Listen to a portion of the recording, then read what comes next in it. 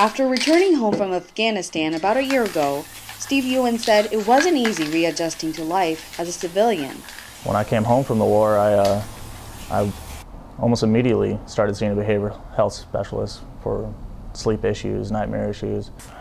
Like I'd see a red light and I'd think of tracers, things like that just stick in your mind. So as a part of his treatment, his doctor suggested exposure therapy. Exposure therapy is just throwing yourself back into that situation over and over and over again until it's easier to talk about. And that's when everything clicked. I was painting, but I wasn't painting images that portrayed what was going on over there. And so I started doing that, and it really started to hit home with me. And every time I did another piece, I felt so good about it. I have probably 30 pieces that have been made so far. The 26-year-old vet, who's always been an artist, says painting is now his full-time passion. When my brother died back in 2006, I had to do a big life change. I decided that I was going to follow in his footsteps, enlisted in the military. He joined the Army just 4 weeks after First Lieutenant Forrest Ewans was killed in Afghanistan during a combat. I was in a very bad spot when he died, doing a lot of wrong things. And when he passed, I was like, why am I alive and he's gone, and I'm the one that was messing everything up. From 2009 to 2010, he was also deployed to Afghanistan with his 2 older brothers. I was a sniper in Afghanistan, and we would spend 3, 4, 5 days out by ourselves, with just a 3-man team, in the middle of nowhere, just waiting and waiting. And you feel so vulnerable out there. You don't know what's going to happen.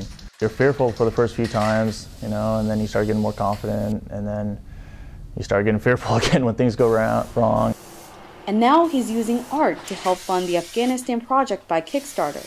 His goal is to collect $5,000 to produce 10 paintings to showcase at the Joint Base Lewis McChord in January. My series is going to be 10 paintings depicting the emotional trials of the war. Everything from loneliness, fear, courage, pride. It's going to be a whole range of what you go through while you're deployed. I went through a lot of different emotions, everything from revenge, and to fear, to being proud that I was there, but I didn't ever fulfill a lot of those due to the fact that you can't fulfill revenge. And so far, he's received overwhelming support, especially from fellow veterans who faced similar situations during their time overseas. Every painting I'm going to do, I'm going to have 10 vets. They're each going to write a story about it. And I've been actually getting letters like crazy about vets who want to do that. They want to write that story. What people will be getting out of it, if they pledge $10, they're going to get a postcard of one of the finished paintings. $30 is a print, and so on and so on, and all the way up to where you can actually buy a full-size 4-foot by 4-foot piece, original from the series. The things that we went through over there, veterans know. The guys that were there, they know. But a lot of people back home, they see what's just on the news, and they don't really realize what we had to do.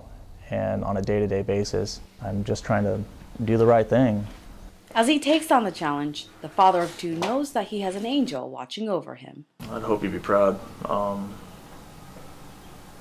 was a great man, and he had a great life, and just got to try and fulfill that to make up for what he's missing. If he died for me, I better live for him. For Gig Harbor Patch, I'm Akiko Oda.